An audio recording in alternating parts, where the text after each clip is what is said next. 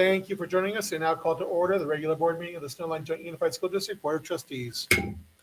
First matter of business being closed session. Are there any community comments related to closed session? No community comments at this time. Thank you very much. The board will convene to closed session.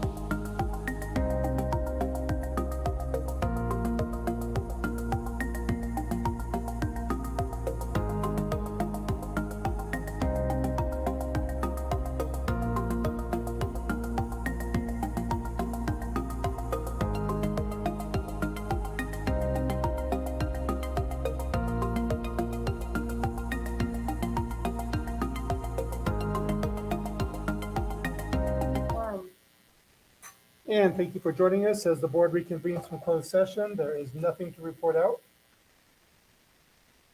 If you will join us in the, well, spotlight first? Oh, that's right, yeah. Okay, well, we're a little bit out of practice for this because through all of our online time, we were doing the school on Spotlight. And tonight we get to return to that. So we're really excited for tonight's school, though it is not necessarily a school. We focus on the Snowline Joint Unified School District preschool program, who are joining us tonight for the student presentation portion of our meeting. The state preschool program is rather unique in that it does not reside at one school but spans all of our elementary schools. Collectively, they represent the Coyotes, Eagles, Falcons, Raccoons, Roadrunners, and Vipers. They are a group of 180 students currently, but our expectation is for this program to swell to as many as 240 by the end of this month, which we're really excited about. Led by one of our newest principals, Ms. Andrea Bartlett, she has a team that includes 9 teachers and 16 associates in 10 classrooms across 8 sites. This group collaboration in the professional learning communities produced some incredible work in these highly functional settings. The staff is committed to innovative ways to connect with families. One example of this is their dedication to PBIS. Of all their achievements, none would be possible without their collective resilience, which makes their entire program so remarkable and successful. It is their aim to equip Snowline's littlest learners with every good thing they need to be successful in school long after they have graduated this program. Every student leaves not only with a love of learning, but knowing that they were loved. So thank you tonight for the preschool for coming out and being our school on Spotlight. If you would please stand for the Pledge of Allegiance.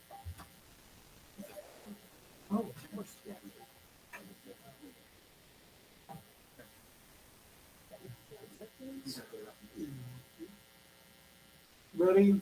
Begin. I pledge allegiance to the flag of the United States of America and to the republic for which it stands, one nation, under God, indivisible, with liberty and justice for all.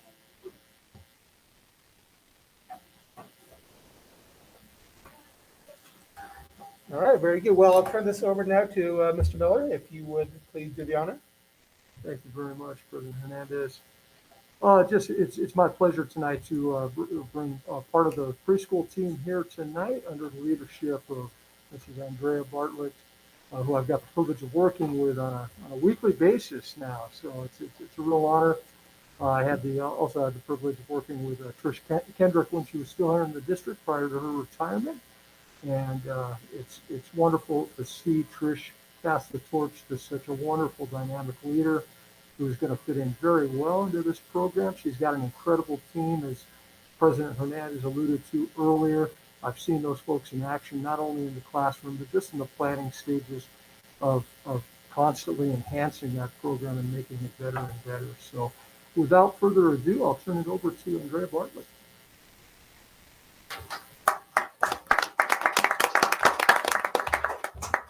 Thank you so much, Alan, and thank you, members of the board, for having us here tonight. I am Andrea Bartlett, but I brought along people who are significantly more important than I am. I would like to introduce some of my teaching team. Miss Myra, please join me. Miss Daisy and Miss Christine. And they put together this really beautiful little slideshow presentation to share with you guys tonight. And we have invited some of our Baldy Mesa preschool students to share some information. So I have this slide just to give you the outline really quick. I think we alluded to it before. Somebody did that. We're pushing our program to a total enrollment of 240 students. And we pride ourselves on delivering social, emotional, and academic development for our youngest learners in Snowline. So right now, I'm going to turn it over to my teachers to provide some additional context before we feature our young learners.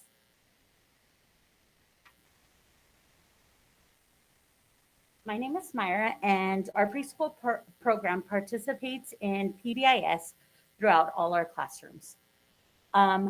We help children learn the skills they need to succeed in the classroom socially, emotionally, developmentally, and behaviorally. So Throughout our classroom, we have posters, and so we teach them our expectations. So in every area we go into, parents could see it, or anybody who comes into our classroom. So this one is like large group, and we have snack, we have tables, we have outside, we have free choice, we have library when we go to the library, we have our sandbox, and basically this one is representing Vista Verde because that's where I teach.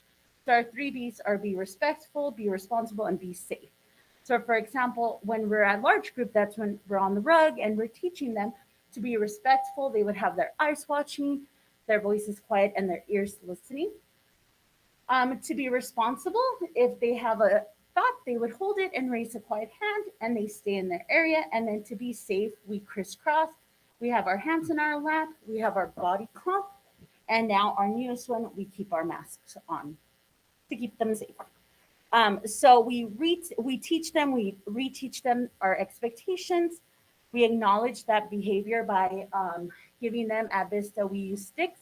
So every time they show us that they're being responsible, respectful, and safe, we give them a stick.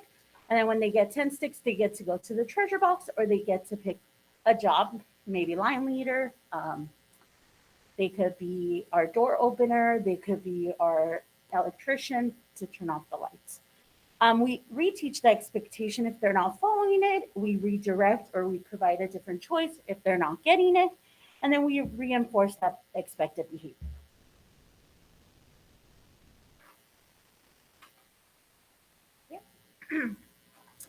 It's really exciting for us because we partner with our kindergarten team because we are a kindergarten readiness program.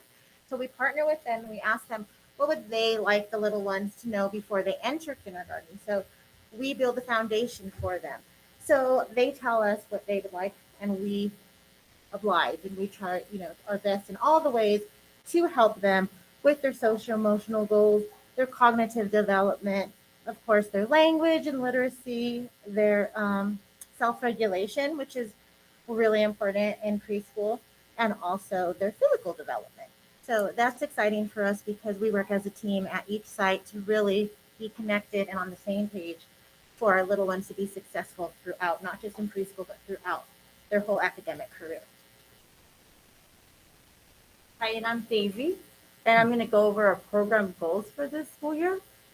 So one of our goals is for our students to remain safe and healthy at school during this COVID-19. Also for our students to be academically and socially prepared to transition to their next grade level. Also for our students to wash our hands for 20 seconds. So they're going to be performing this song for us today. Are you ready for it?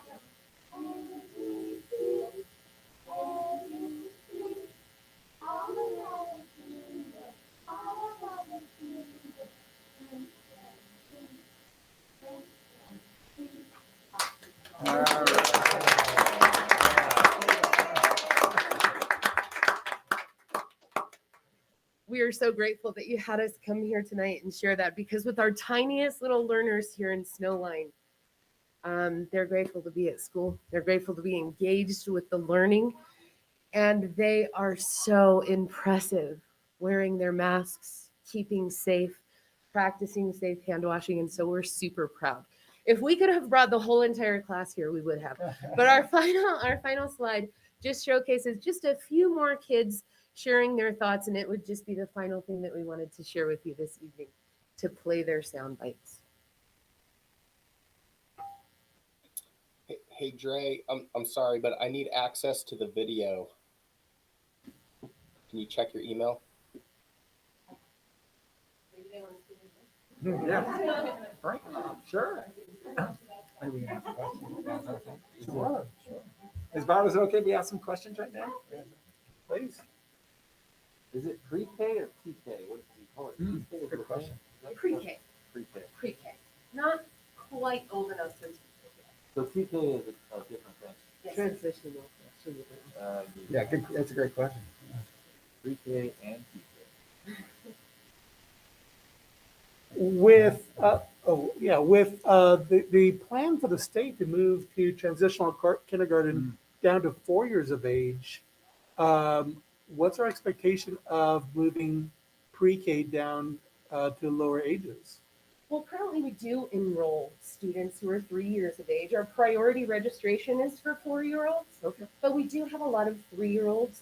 And so even if the state does move in that direction, I can foresee our program servicing several students that don't fall in the age bracket of lowering the TK. Yeah, that'd be wonderful. Thank you. You administrate the PK also, or just? That's the thing. It'll be interesting to see what the movement is too relative to preschool, right? As we move forward the next coming years and making that mandatory or not across the state. So the point's well taken. I think for the ones already at 3, it very well could become a mandatory piece too moving forward. Did you get it? Did you get it? Did you get it? You guys get to play outside? Mm-hmm. I saw one of the things to play outside. You guys have those bicycles?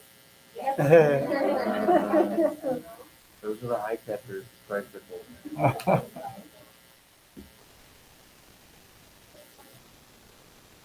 Nice. Oh, slide? Ooh, slides are tricky.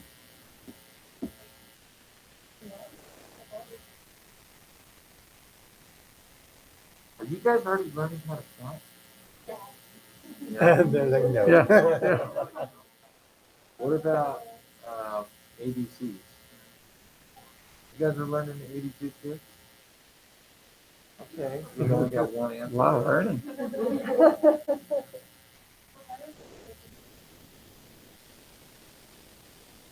Here's a trick. Learn how to tie your shoes.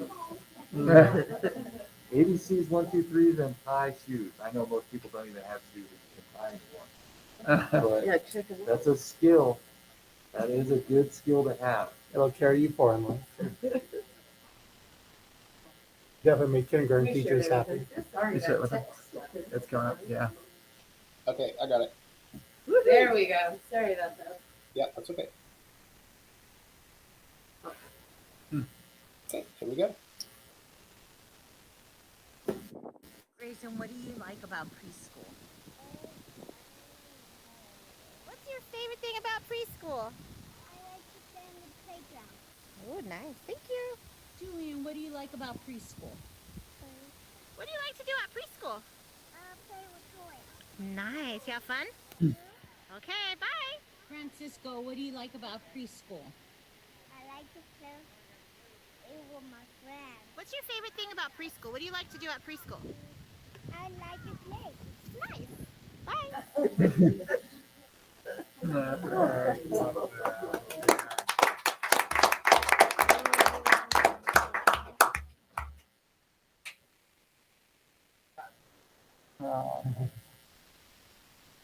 Thank you so much. For, Thank you. Thank you very much.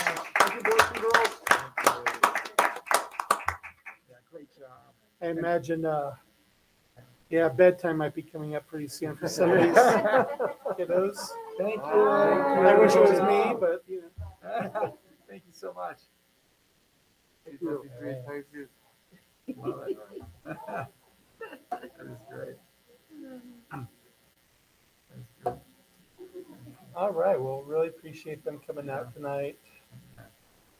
We will move on to community comments. Ms. Steph, would you mind reading the board policy regarding public comments? Certainly, my pleasure. Regarding public comments, the board president or chairperson will invite citizens to speak on any items on the agenda. In the interest of fairness and efficiency, citizens will be asked to give their name and indicate the item they wish to address. Citizens will also be invited to make suggestions and identify concerns about matters affecting the schools, which may not be on the agenda, or suggest topics for future agendas. Any individual who has requested to speak to any item on the agenda may be granted 3 minutes to make a presentation, with the total time devoted to presentations not exceeding 15 minutes. Any individual who has requested to speak to an item not on the agenda may be granted 3 minutes to make a presentation to the board, with the total time devoted to presentations not exceeding 15 minutes. The board president may, with board consent, increase or decrease the time allowed for public presentation depending on the topic and the number of speakers for or against a particular issue. The board president may rule on the appropriateness of a topic. If the topic would be more suitably addressed at a later time, the president may indicate the time and place when it should be presented. The board shall not prohibit public criticism of its policies, procedures, programs, services, acts, or omissions.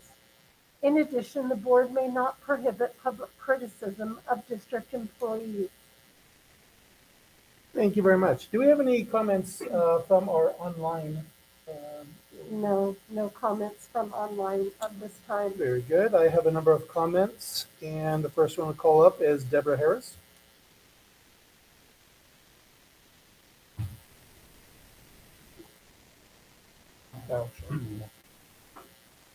Thank you for having me and letting me speak. I am not for masking our children. It has been proven over and over it does not work.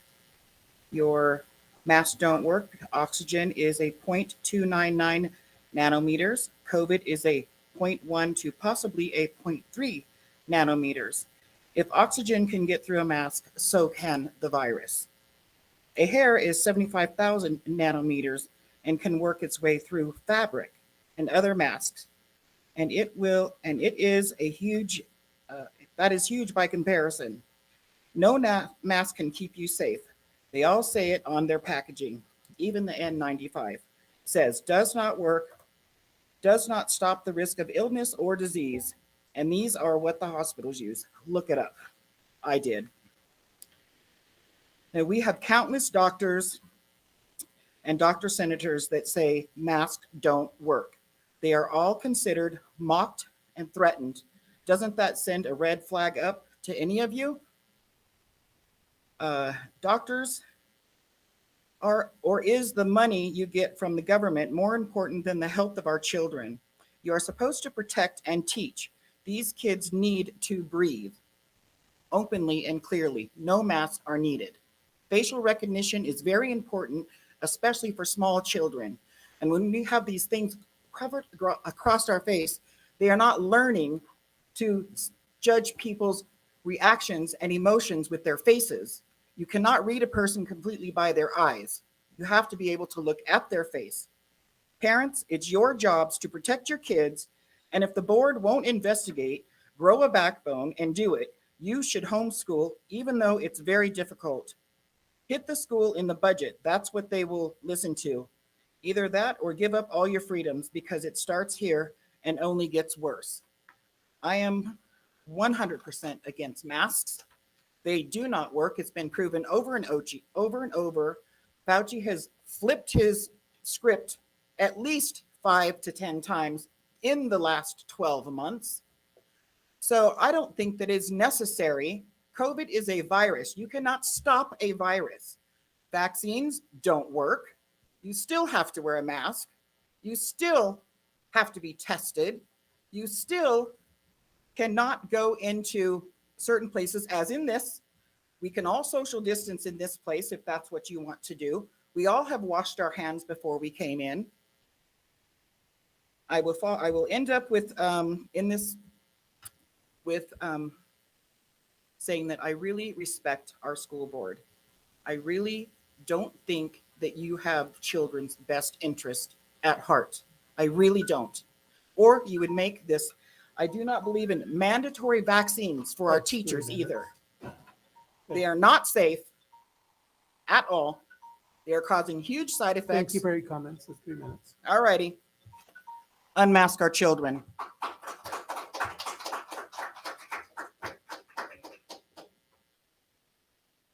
Next comment is from Christine Rice. All right, I'm Christine Rice, and I live in Wrightwood. And I'm just here to say that the public school system is dangerously involved in overreach into the lives of the parents and children in the Snowline School District. This school board is upholding an abuse of power on the part of the state of California. My grandchildren and I currently have a petition circulating which asks the Snowline School District to rescind the mandatory mask mandate and permit individual parents and caregivers to determine whether their child needs to wear the mask inside the classroom or not. We've only begun circulating this petition for a few weeks, so I'm not going to be handing it in this evening. Interestingly, across the board, everyone who refuses to sign this petition, and people have refused to sign, sees the indoor masking of our children as a health concern, and they believe the indoor masking is stopping an epidemic of COVID in the tri-community. And I can't believe the fear and misinformation. Last year, I personally spoke with my doctor who works at Kaiser, Ontario. I asked him if wearing a mask protects the wearer from COVID, and he said, well, about 2%. And I concluded that the cloth masks don't afford adequate protection from the tiny COVID virus that permeates the fabric. So masks give a false sense of security, and it's a health issue. Children's health is always in the purview of the parents. And this is from parental decision-making. I quote, "Parents have the responsibility and authority to make medical decisions on behalf of their children. This includes the right to refuse or discontinue treatments, even those that may be life-threatening. However, parental decision-making should be guided by the best interests of the child. Decisions that are clearly not in a child's best interest can and should be challenged." So I challenge the mandate. Sweeping mandates don't consider each child on an individual basis. For example, both my granddaughters, sitting there, have had COVID. Their blood could save lives. So why should they wear a mask?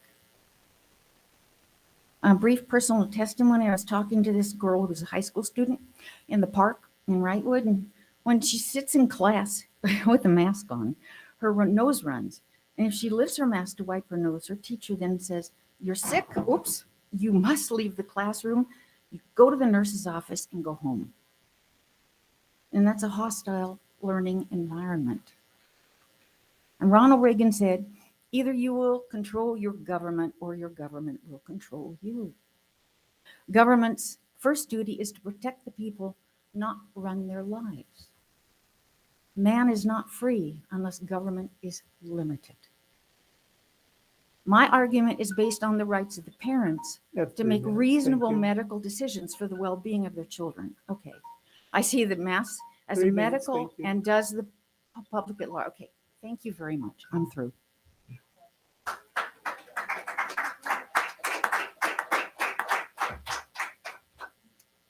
David Vreeland is next. Hi, my name is David Vreeland. I've been here, 3 times now. I missed the last one, which you guys put it on the agenda. I'm here again to put the mask back on the agenda. I missed the last one because I had to take my father off of life support from the vaccine, which I support. No vaccines for any of you guys. It's not worth your life. It's not worth ours. The vaccine, all it does is shed the disease to the kids, to everyone else around them. It's a proven fact. Okay? My kids don't need to wear a mask. My daughter yesterday had to go home yesterday just because she had a scratchy throat. Why did she have a scratchy throat? Because she's not getting oxygen from. Why? Because she's got to wear a face diaper. What's the point of that? We've already seen it. We've been here. We went over it. We need to get it back on the agenda. You guys need to start sticking up for our kids. It's getting old. You see how many parents are here? The numbers keep growing. They're not going to stop. I was just on Facebook. You can go look through the feeling pages. I got over 170 comments of people all wanting to come in and talk exactly like I am. So it needs to be back on the agenda so we can talk about it and you guys can answer our questions. That's what I'm here for today, and I'll be back at the next one when it's on the agenda.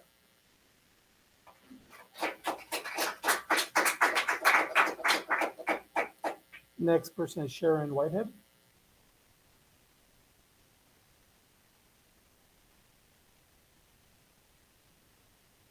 Hi, thank you. I just came in support of Grace and her petition, and I proudly signed it. As a parent, I too really want to make my own decision about what happens to my own child and what goes on his face. I don't think it's healthy. I don't think it's good for him. As a teacher, again, I really want to say I think we need training about the mask. I'm having a hard time with it. Second graders, they have dirty masks. It's not right. I have a hard time hearing my super meek students because they have to wear a mask. And I think we need to consider all of these and also parents' choice. Thank you.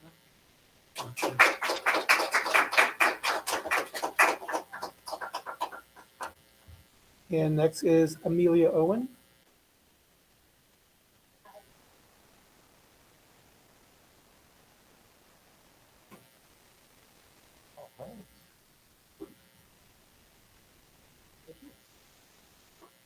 Thank you. You have enough? I have enough for the board members. Oh, thank you. Yeah, thank you. No, that's great. Yeah, no problem. I'm going to make sure. You got plenty. Thank you. Thanks, Amelia. Hi, my name is Amelia Owen. I am with Girl Scouts of San Gregorio Council, and today I wanted to present to you my Gold Award project for a guide dog awareness program.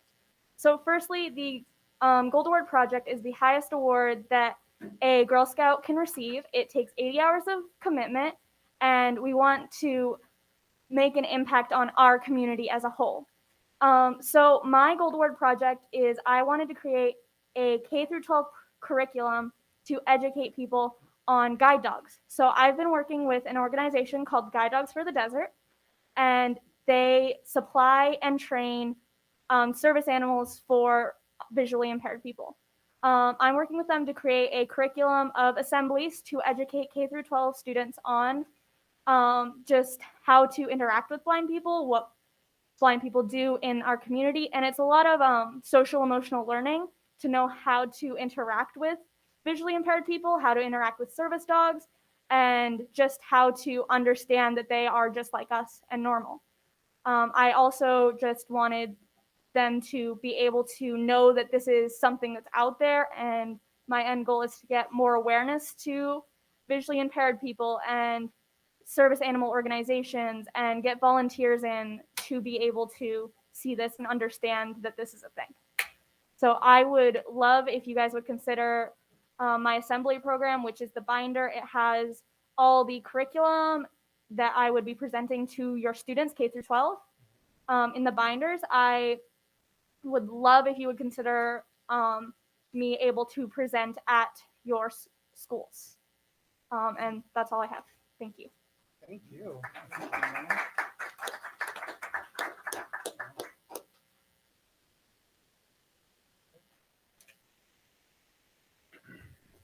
And that is all of our comments for tonight. That'll take us to the adoption of the agenda. Are there any items that wish to be pulled from the agenda tonight?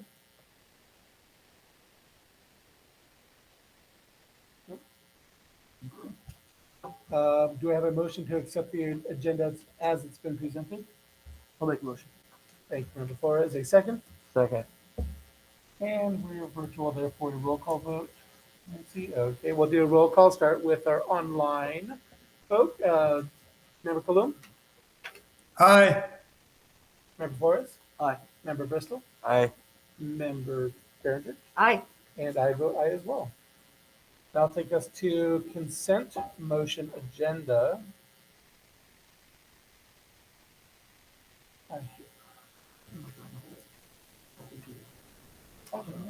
She doesn't have to stay.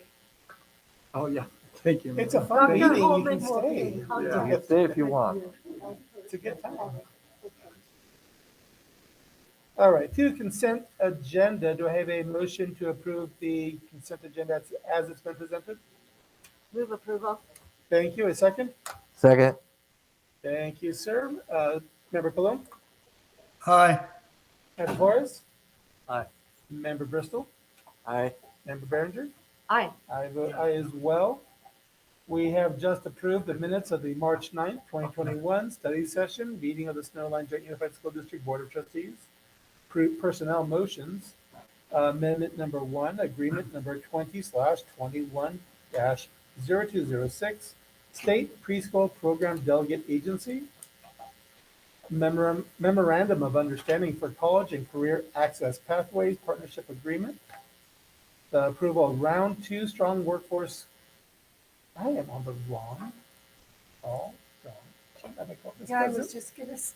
My apologies. Oh, And I didn't even recognize catches it. me Yeah, really sorry, quick. my apologies. Ah, this always Maybe I'm on the bounces wrong me one. to the first. Oh, because it logs me out too. All right. So restarting that on consent motion H1, approval minutes of the August 24th, 2021 regular meeting of the Snowline Joint Unified School District Board of Trustees. Personnel motions, resolution number 22-1555 authorizing remuneration for a board member, amended memorandum of understanding for college and career access pathways partnership agreement, educational affiliation agreement for speech language pathology assistance clinical experience between Snowline Joint Unified School District and Rancho Santiago Community College District, approval of the renewal agreement between Snowline Joint Unified School District and Atkinson, Endelson, Lawyer, Rudd, and Romo for special legal services, approved certification of the 2020-2021 unaudited actuals, approve a revision of the 2021-22 beginning balances due to the 2020-2021 unaudited actuals, approve resolution number 22-1556 for GAN appropriations limit, and approve district financial transactions. Taking us to item I1, and we will turn to Dr. Holmes. Yep. Thanks so very much, President Hernandez. So what is on the agenda right here, as we've had it for a number of meetings now, is the overview of our learning designs in the Snowline Joint Unified School District. So we're going to have the presentation put up on the screen, knowing that please certainly stop me throughout this if you have any questions at all. Yeah, now that I see that we don't have any students in here too. Thank you. Yeah, thank you for that signal there. Remember, Bristol, I saw in your eyes there saying, Ryan, I can't hear you. Yeah, so I appreciate that. But again, hopefully an opportunity for us to inform you since our last meeting, what has transpired in the learning design that is the Snowline Joint Unified School District, as well as give you all of the updates built around the California Department of Public Health that we're implementing. And you'll see all those as we go through here. Now, I think Alan and Robert have committed to putting this up on the screen. We appreciate the assistance there. We'll let them get that up here before I get going. While we do wait, I will just share with you that there are some changes that have come forward since our last meeting on September 1st. There were adjustments that we'll speak to. I'm just going over the agenda right now. We'll certainly give you the COVID-19 data in here too, so we can skip the slide when we get there. You'll know that we'll give you the data that we always do with additional input on a few other slides so that you know exactly the impact COVID-19 has had on the school district, both from a student standpoint as well as a staff perspective. You know that October 15th is coming up. That's the date for the mandatory staff vaccination proof and testing. I want to emphasize staff, not student, but staff, right? And then we'll wrap up with our overview on frequently asked questions that I feel like you need to know in terms of the procedures that we've been engaging in, and I'll hopefully give you perspective. So with that, I think this might be Alan who's taking us through this. Alan, thanks so very much for doing that. You can see on this next slide, the outcomes that we always have is build shared understanding around what I just talked about and a shared commitment to our future actions. And so we'll go to the agenda. Alan, you'll just real quickly go to that next slide. That's what I just shared with you. And then the slide after that's going to be what we show every single time, our commitment to following the public health guidance, right? Federal on that upper left-hand corner, state in the upper right-hand corner, and then our local agency, which is the San Bernardino County Department of Public Health. And then we have Cal OSHA overseeing the employee side. And I just want to take this moment to reiterate, this sometimes becomes confusing, and I understand why it's confusing. At the federal level, the CDC provides recommendations to the state. And just that reminder, the state has purview in terms of implementing public health guidelines. So as the California Department of Public Health putting forth all the guidance that were mandated by virtue of public health orders, we've talked about that in the past. That's the entity whose guidance we are following. But I will share with you, they use the recommendations from CDC to inform their guidance. So with that, thank you, Alan. We'll go to the next slide here and move right along. We know that this continues to be our commitment as quickly and safely as possible and tightly aligned to those guidelines. And we're going to do this together. Just like to remind ourselves that that is our commitment through this pandemic. And as we go to the next slide, you'll see, which I think we should be, of course, very proud of. We have 2 opportunities in person, 5 days a week at every single school site, save for the Snowline Academy. Snowline Academy gives us that homeschool option. Our independent study is happening through there. Credit to you board members for continuing to support this and the board members before you who supported the development of Snowline Academy, because it really put us out front in ways that I know some other districts didn't quite have that advantage because we had that built into our system already. So with that, Alan, we'll go to the next slide. Then we'll start getting into the data. That's the new cases as well as positivity rate and the healthy places index. You know that. This is still a common slide. I'll leave it in there just for the notion that when we do post it, that's that reminder for everyone how we're continuing to just look at similar data as well as new data. But in this case, this gives us that similar context or framework. So let's go into it, and we'll begin on the next slide with our, you see this commonly, our areas, right? Our general areas. So Oak Hills is the first one. You see that low case rate out in Oak Hills since our last time, and low positivity rate. You're going to see the numbers jump up though next with Phelan and Pinyon Hills, as well as then Victorville and Wrightwood. There's Phelan, a daily case rate of 21.3, right, per 100,000 with that, excuse my voice there. The positivity rate. The next one is Pinyon Hills. You'll see that number go up a bit too at 35.5. You'll see a similar number with Wrightwood. I think that's the next one. Very, very close there up in Wrightwood.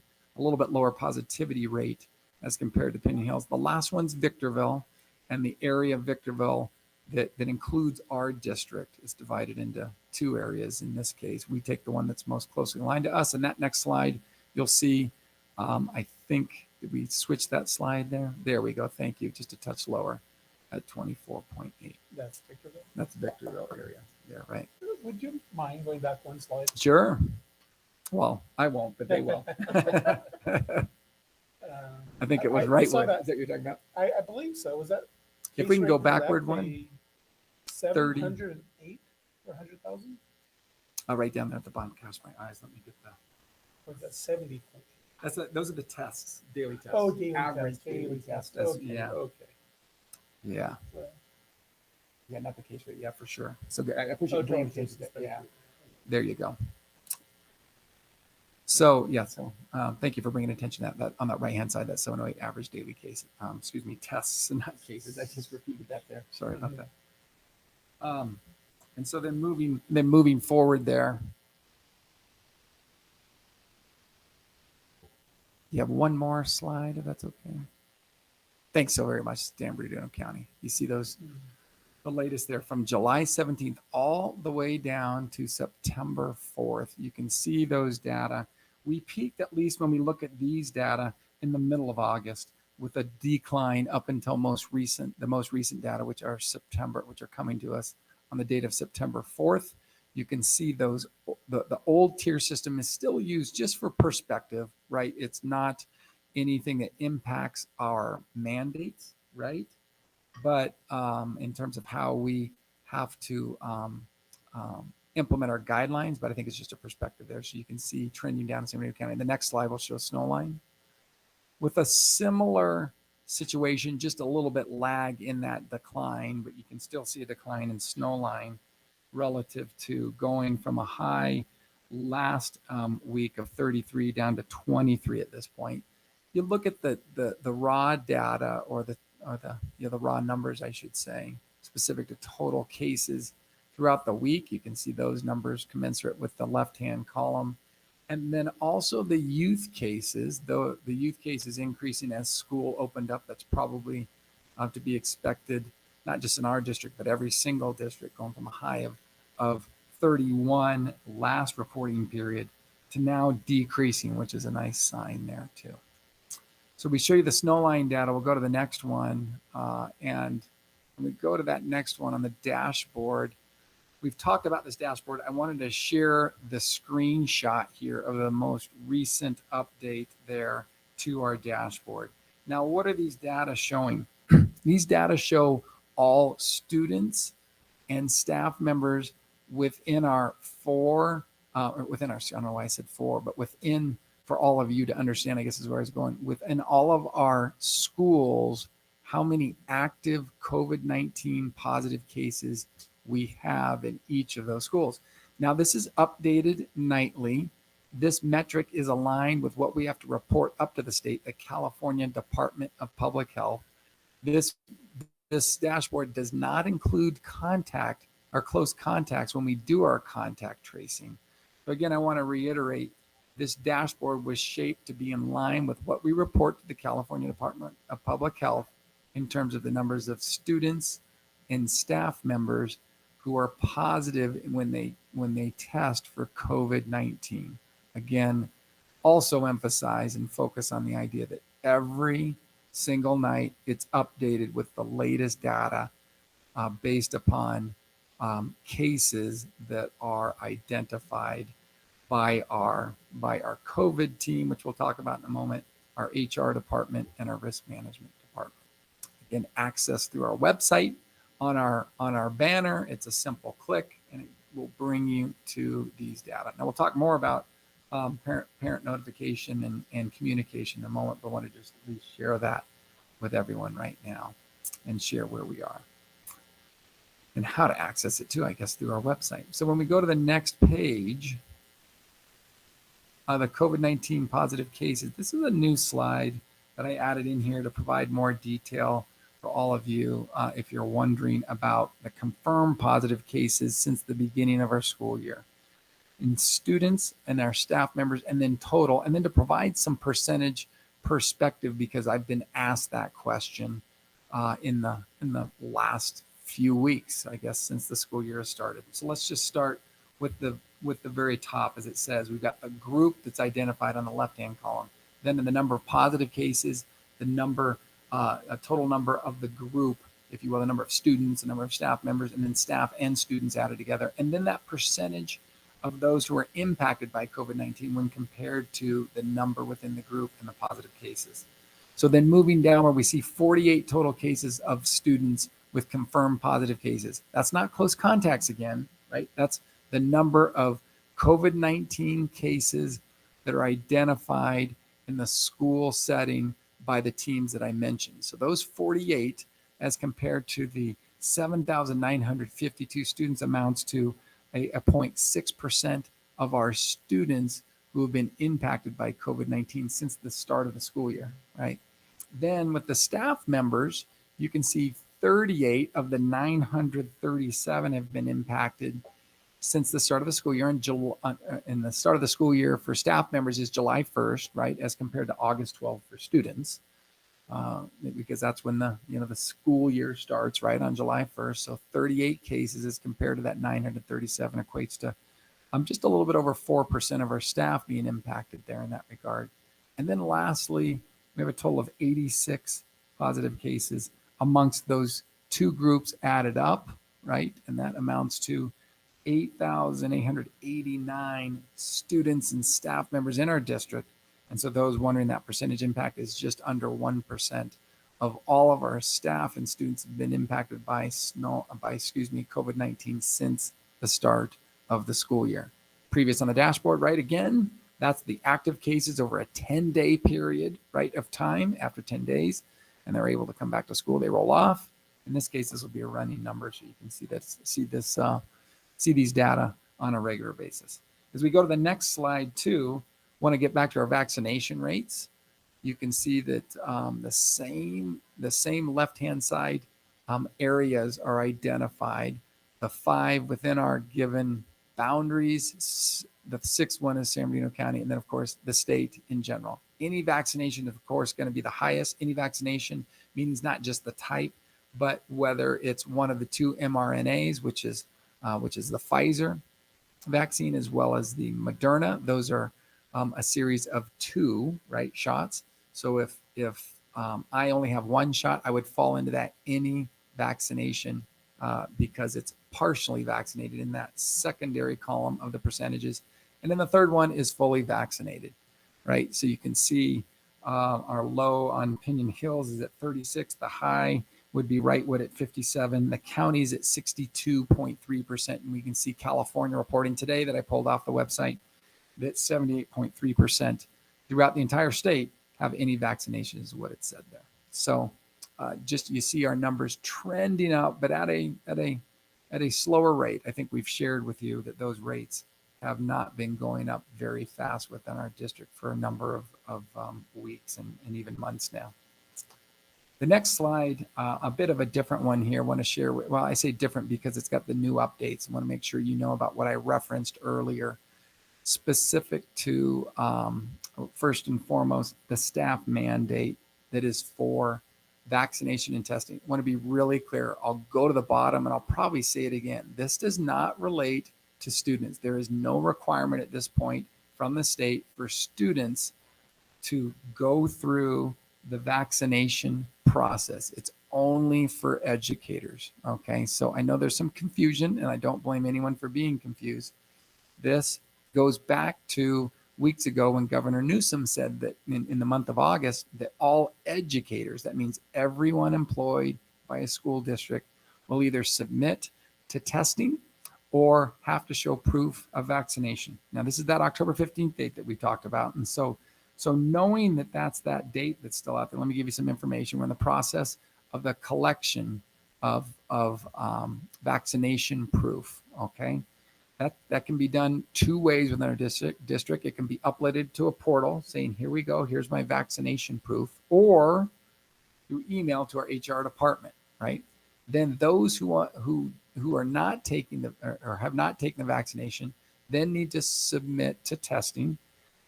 At this point, we're in the process of securing testing. I thank Robert Chacon for heading this effort up. This has been a very challenging one because, to be quite frank, the notion of testing, we probably all heard that they're in shorter supply than we would like them to be, right, in the state of California. But Robert Chacon has been doing well to be part of a committee up at that state level to ensure that we're doing the work to make certain that we're ready for October 15th. We're part of that CDPH testing program, so thank you for that. Part of that program, you can see there has upcoming staff training that will occur later on this week.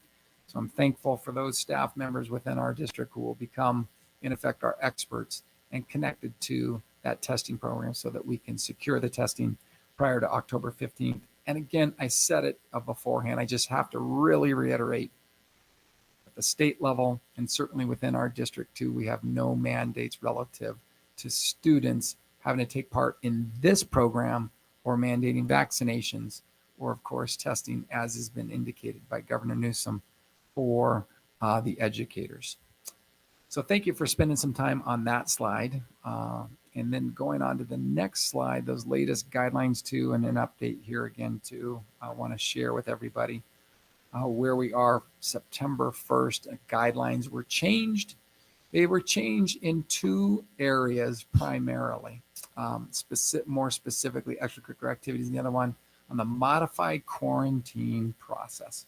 So let's talk about what changed specific to extracurricular activities effective September 1st and what we're implementing now.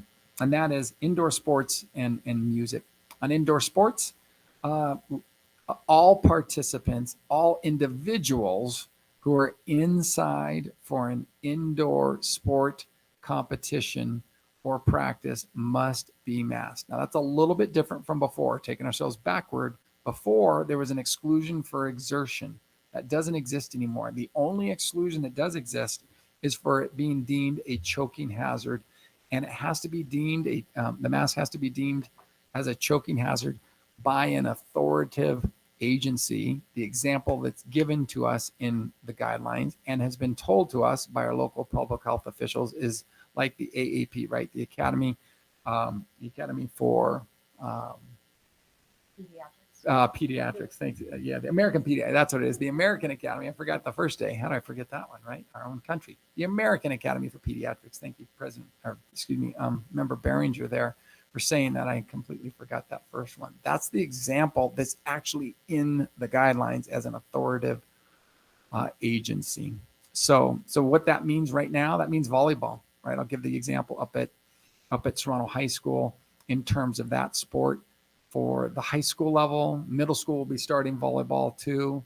And that means the players on the court, the players on the bench, the referees, the coaches, any observers as spectators, all have to be wearing masks per the guidelines from CDPH, the California Department of Public Health. And then from a musical standpoint, I want to talk about that.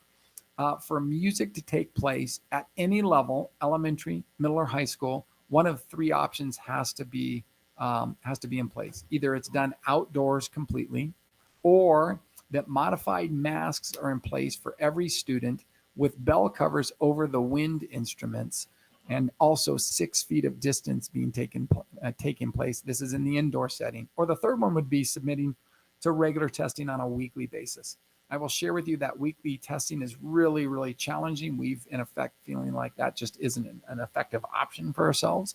The one that we're engaged in is that middle one, getting modified masks out to every level and the bell covers with 6 feet of distance to ensure that that can take place. The outdoor one, I guess, would be the second one that we could take advantage of. But I think we all know here that weather conditions get to be difficult and that can be problematic. And so we're endeavoring to take advantage of what Toronto High School had in place last year. I give them a lot of credit using those masks with a little cut that allows for the mouthpiece on those wind instruments to be inserted into the mouths of the students, and then the bell covers as well as the 6 feet of distance. So it's while that's been changed, we're complying with that and making that work.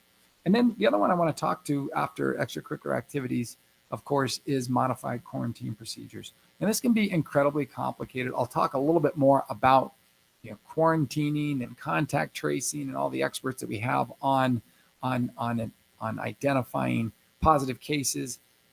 It can really be complicated. I want to really try to simplify this for all of you and just understand, what does modified quarantine procedures mean? The intent ultimately, is that first bullet says, is, and we've heard, right, is to get kids back to in-person learning. If we think back to last year, it was really the opposite, right? And that was the intent of CDPH was, how do we ensure that we are at home in a safe environment, and then going out as slowly as is necessary per the CDPH to go from the different levels of in-person learning, right? You might remember cohorts to hybrid to multiple days, right?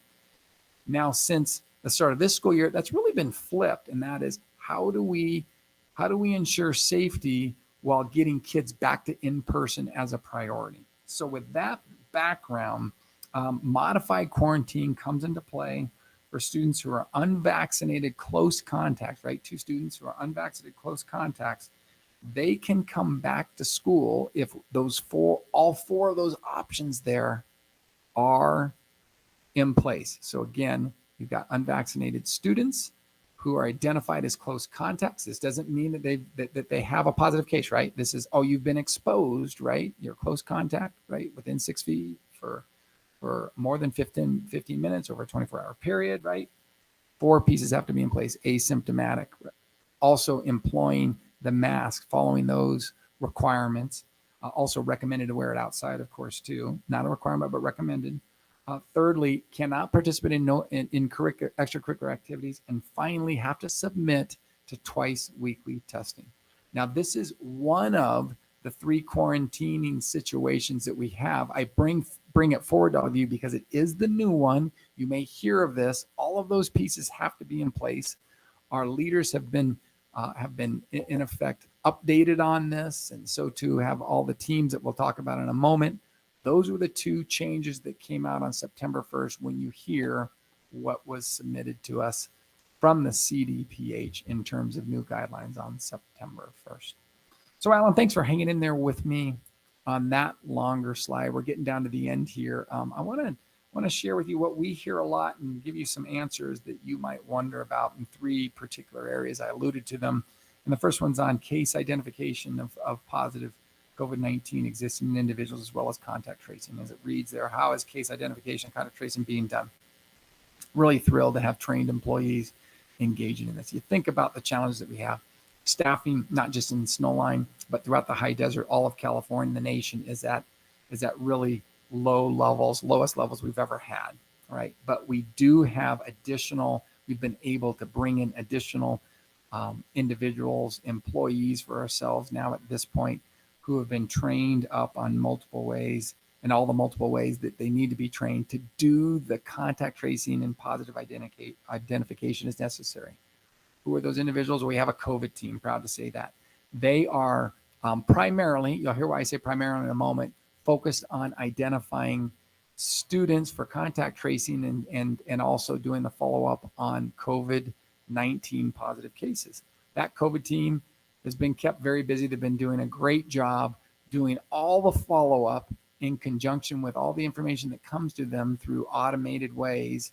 I will also say our phone system, for instance, just to give you a little bit of trivia here, simply put, any staff member just has to dial COVID on the number pad and can get access to these individuals who are heading up the contact tracing, which is taking most of the time, but also all the other specifics that are connected to positive identification to ensure safety across our system.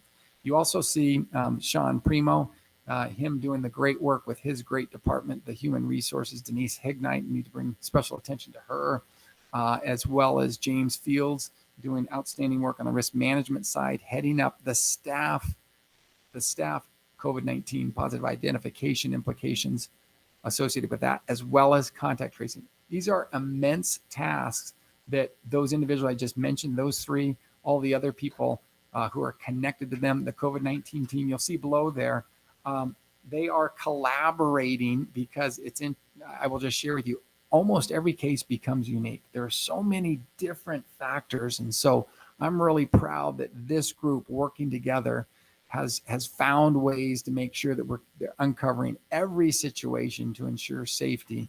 And then you also see up there that I want to bring attention to, thanks to Sean Primo who came up with this idea. We also have office hours that we're calling them for COVID-19 conversations. They're called COVID office hours. And those office hours, those sessions occur on a regular basis. Sean, do you mind just speaking to those really quickly? Because that's a really powerful informational point that I believe the board members probably not only need to know about, but they might not know at this stage. Sure. We decided that we would have 2 set sessions during the week, right? Tuesday morning at 9 o'clock, Thursday afternoon at 3 o'clock with a standard Google Meet link.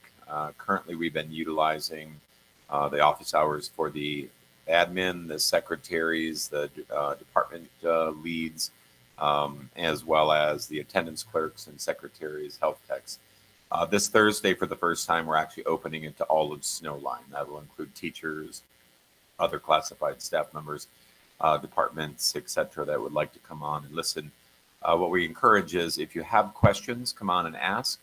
But if you just want to listen to our explanations as we work through problems, it also offers an opportunity for others to hear about our process so that they can get their next question might be born out of somebody else's example. So we started about 2 weeks ago. We're working on also considering recording them and making them available to other staff members who aren't able to join. The reason we chose the Thursday at 3 o'clock with our early release schedule, we felt that our teachers were available at that time and not impacting their classroom at that point. So that's what we have going on right now. And a great extra layer, right? When we talk about how can we support the system. So really appreciate that opportunity. So thanks for sharing that, Sean. A second question I'll share with you is the notion of confirmed cases at sites, right? How do we inform our learning community, right? In general, and particularly our families, how do we let them know what's happening specific to positive cases at sites? So I'll start with that first bullet. I'm going to be really clear here. So for any student or staff member who's identified as having a positive case, right? We notify those families. I mean, they're talked to directly. In many cases, it's the opposite direction, if that makes sense, right? It's staff members saying, hey, it's a student, but maybe more likely a parent saying, hey, my child is positive, whatever it might be, right? But I want you to know that the reverse, and when that happens, we're always talking to them directly. But also for close contacts, I can't reinforce that enough, that when we identify close contacts, the direct individual contact is being made with those individuals. Because I know that question comes up. How do I know that I'm whether or not my child's a close contact? You will know because those teams up above are that's part of the protocol. They are reaching out at all times. But then when we talk about other communications, our requirement is to inform. Now, again, this is a new school year. These are the guidelines. Our requirement is to inform all of our staff members. That's still in place, but we added additional layers here to ensure that we're providing communications that are helpful to our learning community and specifically our families. And so coming up this week, our elementary school level, I appreciate the patience there. There's just a lot involved in all of this, but we'll have those notifications at the class level going out to the elementary school students. You think about what typically happens at the elementary school level. They have one teacher and one class. So when a positive case occurs, all of the families in that class will get a notification sent to them electronically saying there has been a positive notification. If your child is a close contact, again, that's that first piece, right? Or the piece right prior, they will be notified. We'll notify you directly, but if you've not been notified, we're just letting you know, basically, is what that communication says. And then also at the middle school, high school level, as much as we'd love to go out to that class, it is comprehensive, right? You think about how many classes each student has and so forth. That's going to be a school level communication, just so all of our families know, have an understanding about the process, and they don't wonder why. That's what that dashboard combined with this hopefully becomes a rich communication resource for all of them. But that's a common question that I get. That's for the second one that I put on here that I wanted you to know. And then the third one I will share with you, it's about masks again. Hey, Ryan, September 1st came out. So does that mean we don't have to wear masks? No, that's not what that means. I just went through it a moment ago, right? And so I want to reiterate that the mask changes actually became a bit more restrictive on the sports end, as I just mentioned. And they got clarified for music, right? And they allowed for music to occur with the mask, as I just mentioned. I'll also say this, again, as I mentioned, in our sporting competitions, that everyone needs to wear them, including spectators or observers who might be in there. Whether we agree with that or not, that's the requirement, right? And we've said before, it's that one of those first slides. And that's what I just want to reiterate to all the public. I so appreciate when we have public comments. I know it's so challenging for really, let's be quite honest, our entire nation, right? We've got people across the continuum in terms of what their beliefs are. But what I appreciate, what you've really put me in the position to do, and that is we're following the guidelines so that in that last bit there, we're wearing those masks so that we can ensure that in-person learning continues, right? It continues for the kids. And we've talked about this before when people talk about, can we change the guidelines? Can we go against those guidelines? We always can go against those guidelines, but we know we've talked about that before. And that public health order, the implications of that are, of course, fines and jail time, as well as liability that goes along with that as well. So I mentioned that because I don't think it can be mentioned enough as it relates to the confusing nature of the California Department of Public Health providing those public health orders. So those are the three, I think, most frequently asked questions at this stage. And then it gets us just to the end here. You've been very patient. I know this is a little bit longer, but hopefully helpful as we go to the next couple slides here. I think they'll look familiar to you. I didn't change much here because I think it remains the same here. You see ourselves emphasizing the safety measures, communicating in the ways that we just talked about. Those last three pieces, I think, are worth reiterating, supporting one another through this. These are tumultuous times. We use unprecedented probably too often, at least I do. I think I use that too much. But the times are very, very challenging. And so our hashtag Snowline Kind and hashtag Snowline United, I think, are very appropriate here. The more that we can support one another with kindness through these difficult times and unify around what we can do best to support our kids, despite all that might be put before us in guidelines that whether we agree with them or not, we're following those. And I'm glad that we're following those so that we can get our kids into in-person learning for what we do best. And that is educating these kids while lifting them up and preparing them for endless possibilities in their lives. So I thank you for listening to me through this. We have certainly just that last slide that says questions. And back to you, President Hernandez. Certainly field any questions right now, if there are some. Thank you. Yeah, presentation is great. Couple of slides more, but important information, so thank you. To the rest of the board, any comments, questions? Yes, I would like to thank you for creating the dashboard that helps us to communicate with the community with authoritative information. It's important. And also for the COVID team, hiring and implementing folks that are working on the contact tracing is vitally important for the safety of our community members as well.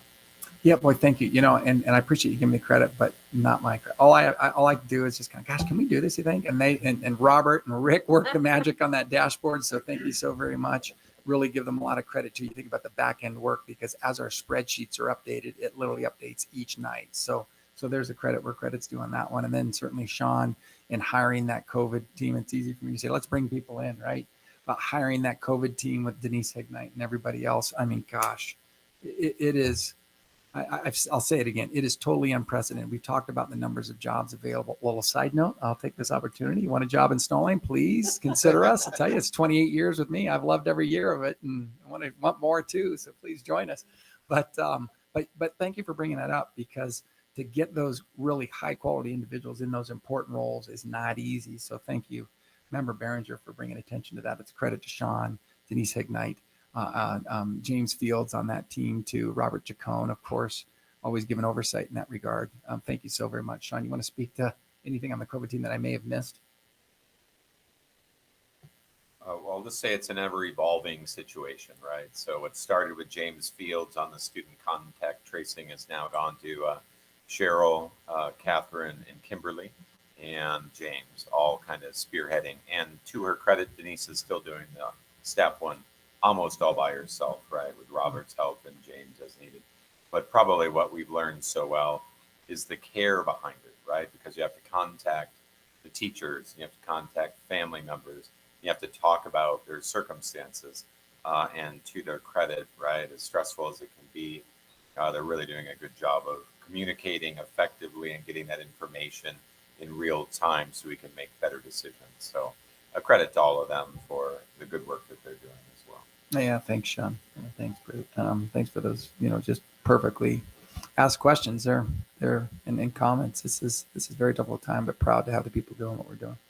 You're welcome. Yeah, you're really correct about that dashboard also. Just it provides a level of transparency I think our community really needs right now. And, while it may not give you the absolute certainty, it gives you more information than has been out there. And I'm not sure how many schools are doing that or districts are doing that, but I'm really proud that we are. Yeah, thank you for sure, President Hernandez. Comments? Just one more. The information of the vaccination mandate by October 15th for our employees, or the weekly testing. I know we're just developing it, but there's probably a lot of employees out there that are going to want to know, is the testing, if they decide not to vaccinate, is the testing going to be on site or each individual school site, main area? Do we have any idea how that's going to work? Yeah, we do. I'm going to let Robert Chacon speak to that in just a moment, but it's a really good question there, Member Bristol, because I'll be honest, our original ideas ended up changing. Just giving kind of a preface here, because of the challenges at the state level in terms of procuring testing, right? So just give you kind of that overlay, because Robert will be able to give you some real details that'll answer your questions more directly, but also give you that perspective of how challenging the implementation of this mandate is. I want to give him credit, because I think, he wouldn't say it on his own, but boy, it's an effort that's going to require answers to your questions, as well as people realizing everything that he's been doing. Robert, can you talk about the group that you're on, as well as how that's changed over the last 3 weeks even, right? Yeah, absolutely. Thanks, Ryan. Yeah, so I work with, I'm on a CDPA, California Department of Public Health, like a testing task force. About 3 weeks ago, initially, we were all working towards, in that group, we were all working towards providing antigen testing to school district staff to kind of help us through the October 15th guidelines. So unfortunately, the antigen tests have been extremely difficult to come by. There's currently about a 10-week supply chain delay in antigen testing. So we kind of had to go back to the drawing board a little bit. So ultimately, where CDPH landed was they're going to be able to provide districts with PCR tests. And the way it's sort of laid out right now is, the week prior to testing, the CDPH will mail us, however many tests we need for that week's testing, and then there's some specific training we have to go through to be able to, kind of help facilitate and, not really administer because they're self-administered tests, but kind of facilitate and provide oversight for that testing process. Each school site will be delivered enough testing material to supply the staff that needs it to be compliant for that week. And so testing will be done weekly at that specific school site. And then what happens is it's a self-administered test, and then that test will go into back into its package, dropped in a box, and then we have to FedEx it out. We have a partnership through CDPH with Valencia Labs. And so Valencia Labs will be the ones taking care of the testing and the results. It's also, all of this stuff is all interfaced into the CDPH's dashboard. They use a program called Color. And so we will have to, kind of register tests specifically to staff. So tests come individually with a barcode. We're going to have to kind of attach that barcode to a staff member. The test gets sent away. And then we may or may not be informed of the results depending on the staff's decision to disclose that information to us or not. So still working through that process. We got about 4 weeks to kind of make this all come to fruition. But at least, I think the biggest roadblock we had was not knowing if we were even going to have tests available. And so I think we got over that by not, by CDPH not giving us antigen tests and saying, hey, we're strictly only going to give you PCR tests. So at least we know we have tests available.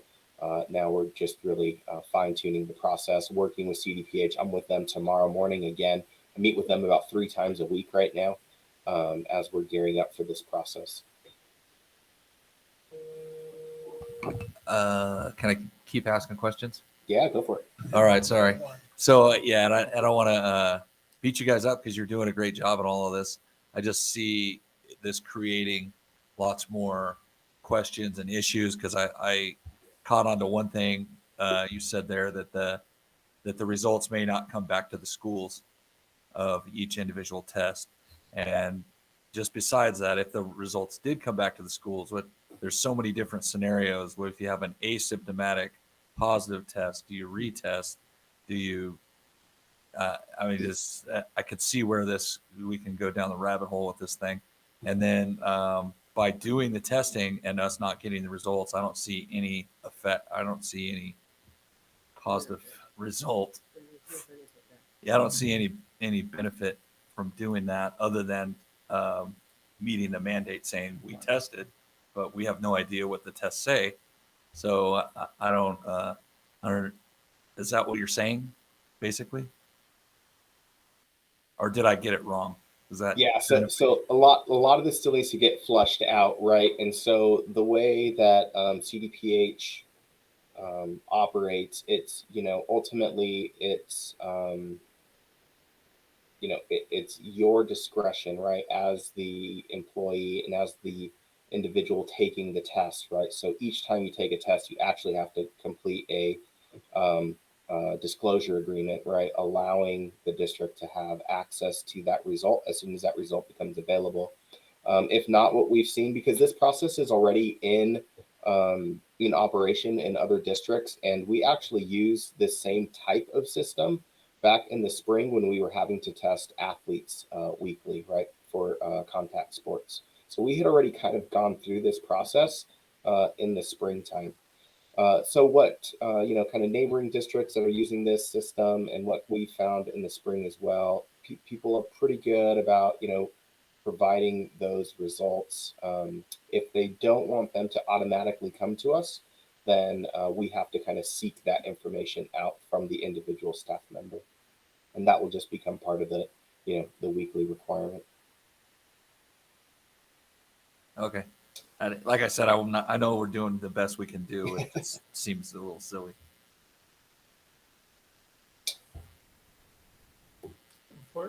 Yeah, just a couple of questions. The COVID dashboard. Great work on seeing all of it up there. Is there just a time limit for that number to go back down? So if we have someone test, is there a certain waiting period, or do we wait for a negative test to take them off of that number? It was at 32, I want to say, about a week ago when it went live. Is my post on that? Yeah. And it's down to 20 as of right now. So is that just a time thing, or do people have to get a negative test to come back to school and those types of things? Yeah, that's a great question. So that process is a 10-day process. And I think when I guess if we were to bring that piece up, you'll see some data below there. And forgive me, the screenshot that I put up there only had the dashboard itself, but below that, there's some explanations that speak to that. So it's that 10-day process for that quarantine that cycles those individuals through. And typically they're returning at that point. And so then they cycle off. So it's a great question. You'll see those bars go up and down based upon what you just described. I think looks like Robert's putting it up there. Yeah. Thank you, Robert. Appreciate that. Perfect. So yeah, right below there, you can see those explanations and it aligns with the CDPH. And so it's a great question there, Daniel, because day by day that can change based upon when someone entered in and enters out. Okay, great. And then the second one has to do with visitors on campus. Oh, great question. So, and I'm sorry that I didn't mean preface or prep anything, but I just have I was maybe thinking out loud, I suppose. Certain sports get to have fans come. Is that different, or is there like different rules? Again, I know a lot of people go spend time in Sacramento to try to figure out what actually gets put into these rules. I know CIF is one of them who sends people to Sacramento regularly to figure out what's best for CIF. So is that the reasoning for us not being able to have, say, parent volunteers on campus helping with certain things? I know later in our closing comments we'll probably talk about some staffing things, but when parents can help, we would love that. We love parents being involved, but right now, is there just two different types or sets of rules that kind of work with that? Yeah, I mean, you've got multiple questions in that last one I'll maybe capitalize on. So yes, on the different rules, and maybe, but you bring up so many great points I'd love to speak to. Thanks for bringing them up there, Member Flores. The one is the terminology. This one just is on my heart, right? They talk about essential and non-essential visitors, right? And boy, that's horrible, right? We talked about, in my view, word choice there, because all of our family members, everyone, here and within our learning community are essential, right? But what they talk about is limiting non-essential visitors. And I want to get to when you talk about volunteers who are helping in the classroom. Boy, we've had outstanding volunteers at this stage. They are non-essential. And there's a dual piece there too. We think about, particularly at the kindergarten level, we see a lot of volunteerism in that regard. They will be subjected to that, to what Member Bristol was talking about, or asking a question about, and that's the October 15th requirement testing too. So we can see maybe some movement toward there eventually, right? And we'll see what that guidance is. But right now, those two rules, then for those competitions at this stage, what's been agreed upon and the way that that's playing out is for those competitions that all happen, after school hours, that those parents are able to observe those sporting competitions at this stage. But I get how that's very confusing, right? I totally do. And you asked a wonderful question. I thank you for allowing me to answer the other piece on volunteers. Hopefully moving forward, we'll look for some movement there, hopefully soon. Hopefully mid-October then. Hopefully. We'll see what we can do. Yeah. possibly see some movement. You got it. Because the way it sits right now is they have to go through testing. We don't have our testing up in place. Yeah. So great questions there, Member Flores. Member Cologne, anything out there? No, I'm just taking it all in. No questions. All right, appreciate it. Well, unless there's anything else, again, great presentation. Thank you so much. Looking forward to improving numbers as we go along. So everybody keep on doing the right thing. Okay, that'll take us to item J1. Turn that over to Mr. Prima. Absolutely. As the board members know from previous meetings, this is a natural part of our emergency credentialing process, right? So we have a provisional internship permit for one of our new teachers at Pinyon Mesa Middle School. So as presented, we are looking for approval for that PIP for Ezekiel Trujillo. I'll move approval. Well, there we go. Can I get a second? Second. All right, we'll do a roll call vote. Clerk Loom. Aye. Member Flores. Aye. Member Bristol. Aye. Member Behringer. Aye. I vote aye as well. Thank you for that. Motion passes. Thank you. Item K1, we'll turn that over to Mr. Miller. All right, thank you, President Hernandez. Tonight, we bring back the revised LCAP, the Local Control and Accountability Plan, to all of you. It's been a pretty long process, but an effective one. Got a lot of people involved in this process, a lot of contributors, number of reviewers, a number of phases, and I apologize because I know the inquiry came up regarding having a highlighted document. It really wasn't that simple because of the various facets of the process. So what I tried to front load you with earlier were some multiple documents at different windows of time during our revision process. So hopefully that helped out a little bit. Also the LCAP input and feedback form that was provided by the county helped you to focus in and target some of those areas in which we revised the LCAP document itself. So there was a lot, but I really want to circle back to say that in regards to content and the plan itself, it remained ironclad. The plan didn't change. It really was just looking for maybe a little more clarity or just expanding on some narratives that maybe provided more detail regarding our plan, regarding stakeholder input, and regarding our annual update of the whole. So with that, I open it up to any questions that you might have, and I'll do my best to answer them. All right, thank you. Appreciate the email and the follow-up information. The 189 pages wasn't enough to review, but additional pages. I have no questions. Other board members? I have no questions. I just want to thank you and your team very much for your diligence in presenting. It's important. Yeah, we'll definitely pass that on. That goes to our business office team as well. They putting a lot of hours into this work as well.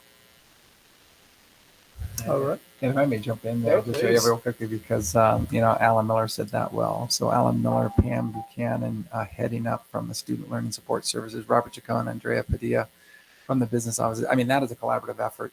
It is a gigantic collaborative effort. And you think about the timing of this, just real quick, I have to say. LCAP's in a 3-year cycle. What happens is on the other 2 years, it's just a 1-year update. You just make a 1-year update. It's not too hard. Then every 3 years, you have to do the whole enchilada, if you will, for lack of a better way of saying it, right? And look when it falls. It falls at probably the most challenging time with COVID-19. And so I want to give a huge credit to Alan Miller, Robert Chacon, Pam Buchanan, Andrea Padilla. They were the 4 who headed this piece up. And there are so many others. And again, I thank the entire learning community in general for all the feedback right now that we got to make this happen. But boy, this was more difficult than ever because of COVID-19 and on top of it, all the different compliance issues. So I'm just so very thankful. I just want to make sure I can say that. So thanks for letting me say that, President Hernandez. Very grateful. As I'd we like to all are. move approval. There we go. Thank you. A second. I'll second. Thank you, sir. A roll call vote. Clerk Cologne. Aye. Member Flores. Aye. Member Bristol. Aye. Member Berenger. Aye. I vote aye as well. Motion approved. Thank you. All right, and we will take this over to business now. Item L1. Agenda item number L1 is to conduct the second reading of ordinance number 22-1546, which is the ordinance. I'm sorry to interrupt, President Hernandez. Can you start from the top highlighted part? Oh, well, that's not in the script. The board will now proceed with its agenda acting as the legislative body of CFD number 2005-7, second reading of the ordinance. Agenda item number L1 is to conduct the second reading of ordinance number 22-1546, which is the ordinance of improvement area B of Community Facilities District number 2005-7 of the Snowline Joint Unified School District, authorizing the levy of amended special taxes within improvement area B of Community Facilities District number 2005-7. For this agenda item, the board will be acting as a legislative body of CFD number 2005-7. The first reading of ordinance number 22-1546 took place at the August 24th, 2021 board meeting. A copy of the proposed ordinance has been posted as required and has been available at the district offices for inspection by any interested member of the public prior to this proposed adoption. Do I have a motion to present the second reading of ordinance number 22-1546 by title only?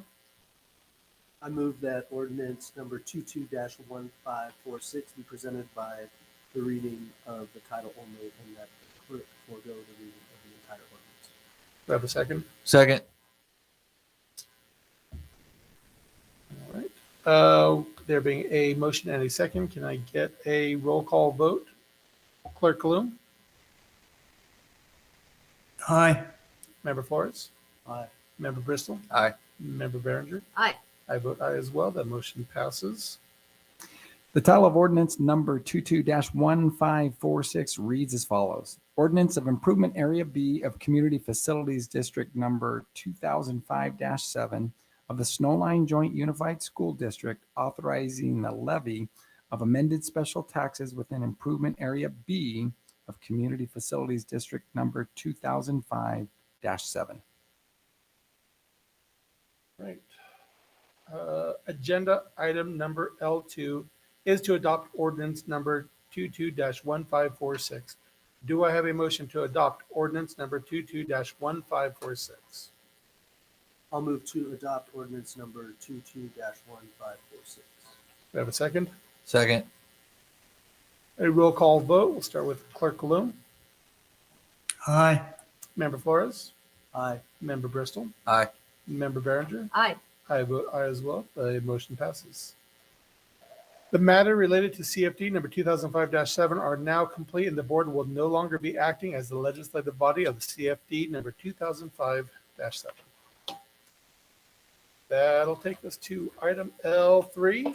The board will now proceed with its agenda acting as the legislative body of CFD number 2005-5.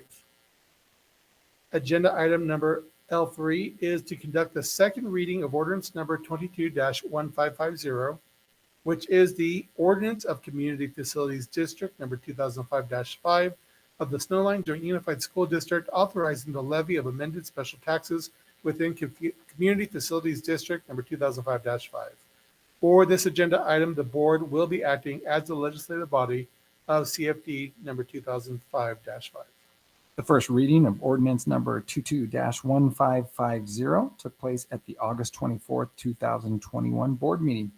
A copy of the proposed ordinance has been posted as required and has been available at the district offices for inspection by any interested member of the public prior to this proposed adoption. Do I have a motion to present the second reading of ordinance number 22-1550 by title only? I move that the ordinance number 22-1550 be presented by reading of the title only and that the clerk forego the reading of the entire ordinance. Do I have a second? Second. We'll do a roll call vote. Clerk Bloom? Aye. Member Flores? Aye. Member Bristol? Aye. Member Berenger? Aye. I vote aye as well. The motion passes. The title of ordinance number 22-1550 reads as follows.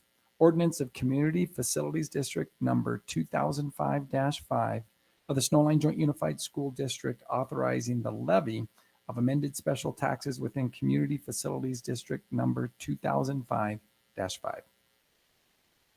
All right, agenda item number L4 is to adopt the ordinance number 22-1550. Do I have a motion to adopt ordinance number 22-1550? Do I move to adopt ordinance number 22-1550. I have a second? Second. A roll call vote. Clerk Loom, Aye. Member Flores, Aye. Member Bristol, Aye. Member Behringer. Aye. I vote aye as well. The motion passes. The matter related to CFD number 2005-5 are now complete, and the board will now cease acting as the legislative body of CFD number 2005-5.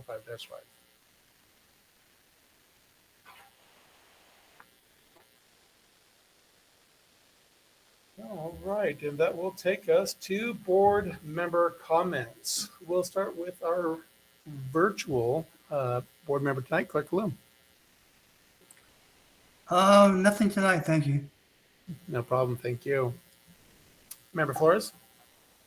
Yeah, just a few things. I want to say thanks to Miss Andrea Bartlett and the preschoolers today. That was a ton of fun to see them doing their little washing their hands song. There are times at home that we have to remind the kids that 20 seconds is a very good number. And sometimes it's like, I think you counted that a little fast. So maybe we'll take the song home. We'll see. Just kidding. They're really good about watching. Want to say thanks to the staff. I got to go to 2 assemblies this last week for the 9/11 20th anniversary tribute, and over at Heritage School, and then later in the day over at Phoenix Middle School. And so thanks to the guys there for that. The students do a great job. It was just a wonderful time, and got a chance to see some staff, and I know that everyone is working really hard right now. And so starting with just campus staff, teachers, and for all the support staff, all of our principals, all of our counselors, everyone seems to be doing, I think I made up a number, but I said everyone seems to be doing about 20% more than you're used to doing. Your job plus 20% more. I might be off a little bit on that statistically, but I'm grateful for all the hard work on each site. I know that just saying thank you doesn't take away any of the work, doesn't alleviate any of it, but we are grateful. And so hopefully that helps at least a little bit. And then to the district office, right? Thank you to you guys for all that you're doing. Again, putting these things together is not easy. So I really do appreciate all that work. I know I'm probably taking a little bit of Mr. Primo's stuff here, but if you know people, send the Snowline's way, because we could use some. I think there's quite a few, right, openings still. I'll let you get to that part. And then just something personal real quick. Had a chance to go to Sacramento last Wednesday. There was just a small rally, a few thousand people just wanting to ask our elected officials to continue what I've said since I've been here, is we just want the best chance we can to make our own decisions. I do not envy the job of those in Sacramento who are trying to govern 40 million people at a time. We have a very big state. That's a lot of people. I would love for control to be more localized. We try to meet with our local representatives. They were in session all day. But the main assembly bills were Assembly Bill 455 and then Assembly Bill 1102. And, they've been tabled for now, but about just a mandate really for 12 and above to be vaccinated. And with any medical decision, I prefer families get to make those choices on their own with their doctors. And so getting to be there, there's that. Seeing what LAUSD did earlier this week and telling everyone 12 and above to get vaccinated now. I like what you've said, that it still remains a choice. And if parents want to do that, that's just fine. But I like where we are and just going nice and deliberate, and not moving too fast on that. So, thanks again for all the hard work you guys are doing. I know it's not an easy time. So thanks. That's all. Thank you. Member Bristol. Yeah, I just got a couple things. I just want to thank all those preschoolers for coming in here, wearing little masks and looking so cute. It was a breath of fresh air. There's no pun in that since we've had so many comments. We're not allowed to comment on any of the speakers today. Just a message, and this isn't a comment to anyone who is speaking today, but just a message out to everyone. Please just try to stay positive. So I'm in emergency services. I was recently called to one of the big California disaster wildfires, and I was working with different engine companies throughout the state. Half of the engine companies that I was working with were there together for a long period of time. Their schools were being closed to in-person learning. So, and they're mostly in Northern California. So I just want everyone to try to stay positive and think, yeah, we have to follow some rules, but in the big picture, we're in-person learning, and it is so much better than it was before. Just try to keep that in mind. I know a lot of people complain about gas, and I actually stole this from someone, but so gas prices, right? It's like the average gallon of gas is $4.39. The average gallon of NyQuil is $90.66. So luckily, our cars don't run on NyQuil, right? So try to stay positive. Think of all the positive things that we have to look forward to. And thanks again for all those preschoolers because they were pretty dang positive. All right, that's it. That was great. Thank you. Member Branger. I'm going to repeat the gratitude on behalf of the board for Andrea Bartlett bringing our little preschools to the little preschoolers to us to brighten our day. They were fantastic. She has a great program, and she's obviously doing wonderful things, and looking forward to seeing some more of that. And also, I want to commend and congratulate Amelia Owen, our Girl Scout Gold Award, what do you call it, candidate. I think that her preparing curriculum here and her desire to want to share the aspect of service animals is a valuable community service project. I also work with Guide Dogs of the Desert. I currently have a 10-month-old named Butterscotch, and he's a little golden Labrador. And so I would, if the board is interested, I would be willing to work with her in building up the assembly aspect. If we're not doing assemblies, which I don't know that that's a COVID thing, we could possibly arrange to go into some maybe elementary school classrooms with the dogs to visit and share her curriculum. So if there's interest, I'd be happy to work with her on that to support her Gold Award program. Yeah, I wrote comments about that as well, like supporting a assembly style. And I don't know if that's really a board direction that we should be taking, or is that a site to site kind of decision? And I've been fully supportive. I think it'd be great. Maybe I can provide information on both counts. Two wonderful comments here. First of all, assemblies they're allowed, right? They're allowable in terms of visitors from the outside coming in. I mean, essential. She would be essential in this regard, right? She'd be essential part of that assembly. So it's really that one individual, yourself supporting her coming in with the assembly format. And then when you talk about the local control, that's really where we put that, right, based upon that learning. But these are all wonderful opportunities that I can work toward if there's commitment from the board or consensus from the board to commit to me getting information back. I can do that and share with our leaders and see where they are with that as well, if that helps. Sure. Around the board, consensus to pursue a program on the Gold Award presented by the Girl Scout tonight? Yeah, I think it's a great idea. I already have some requests from elementary school teachers. So. Excellent. I just got a thumbs up from Clerk Bloom. So yes, we do have consensus on that. Yeah, thank you. I'll come back with that information. Yeah, thanks. Appreciate it. And of course, and follow up. I think it's probably natural too. I've been in contact with Amelia. I'll get back in touch with her as well. And those are my comments. That's it. Thank you very much. I got to jump on the bandwagon of those preschoolers today. It was too cute. I do appreciate all that effort that even preceded Andrea Bartlett. That program has come a long way, and I think it is phenomenal. And I really look forward to the days that TK's expanded, and therefore preschool can expand and provide that much more opportunity to our entire learning community. It really is just a great place to start Snowline, and a great way to really facilitate the education of our kids. I think part of the idea is the governor saying that he wants 14 years of education. Well, we'll give him 15. Let's give him 16. I think it's absolutely awesome. So doing good work there. Hope it continues in a strong path.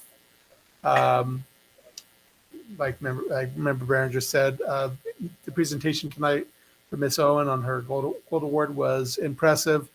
We saw last time from Dr. Morris's troop that came in doing their silver award. These girls are just taking charge and really pushing some big changes that are impressive.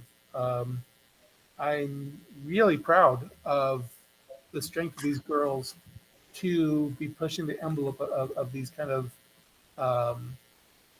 I don't know, these programs. It's just, really great stuff. And I'd be really happy if we put together to continue to support those kind of changes. I had the privilege of attending a couple of training sessions through CSBA and San Bernardino County Superintendent of Schools. So I appreciate the opportunity to continue a little bit of professional development in my role on the school board.